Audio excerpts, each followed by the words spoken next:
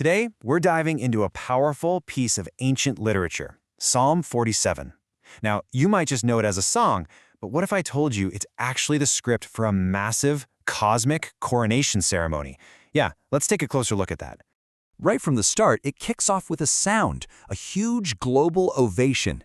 But, who is this for? And what's the big occasion? Well, this isn't just some random praise.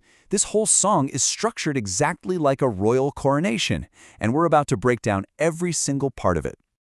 So every big event needs an invitation, right? But in the world of Psalm 47, that invitation doesn't just show up in the mail. No, this is an explosive, worldwide summons to a celebration that literally demands everyone's attention. And look at how specific this invitation is. The guest list isn't just one particular group, it's for all you nations. The expected behavior isn't quiet reflection. It's loud, it's physical. You've got to clap, you've got to shout. And the emotion? Pure, unfiltered joy. This whole thing is setting the stage for something massive.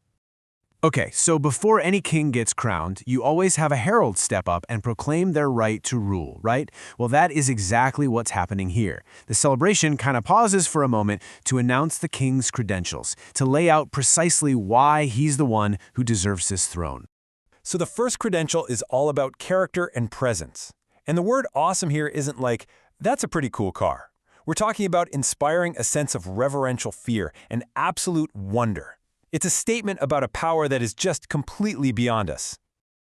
And the second credential? It defines the scale of his rule. See, this isn't some regional mayor or a local chief we're talking about. The claim here is absolute.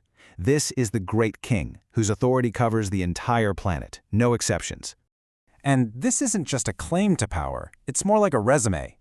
The herald is pointing back to history, to victories that have already been won. This king's authority has been proven in the real world by bringing powerful nations into alignment with his will. And the final credential. This one shifts from sheer power to provision.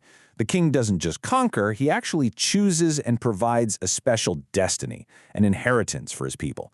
This shows he isn't just some distant ruler, but a benefactor who loves and elevates his chosen ones. All right, so the credentials have been read out loud, the crowd is gathered, and now we hit the absolute peak of the whole psalm. This is the main event. This is the moment the king actually arrives and takes the throne. And how does he arrive? Not in silence, that's for sure. It's with this huge symphony of triumph. The psalm points out two key sounds that define this moment. You have the human shouts of joy coming up from the crowd, and then you have the royal official sounding of trumpets.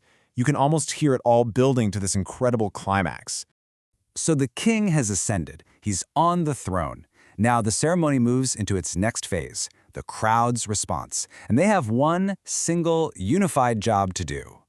And their response isn't a suggestion, it's this urgent, almost chant-like command.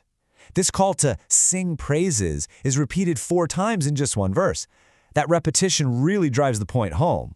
The only fitting reaction to the king on his throne is a non-stop anthem, a total focus on the one who now rules. And the psalmist even gives a clear reason for all this relentless praise. It's not just some emotional outburst, it's actually presented as a logical response to a political reality. Because God is the king of all the earth, singing praise is the only proper, fitting thing to do. And finally, the coronation winds down. This last part isn't about the action of the ceremony anymore, but about its results. It solidifies the king's reign and paints this final picture of what the world now looks like under his rule. So the psalmist shifts gears here into these simple declarative statements. These aren't hopes or prayers anymore. They're presented as just established facts. The reign is happening. The king is on the throne. The new world order has officially begun.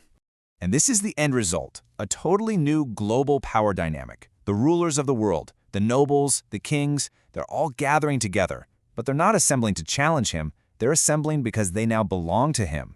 All earthly authority is shown to be secondary, submitted to the one true king. And that's the final word, the definitive outcome of the entire ceremony.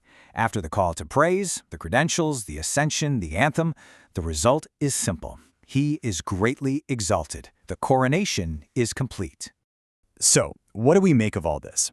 This ancient text is more than just a religious song.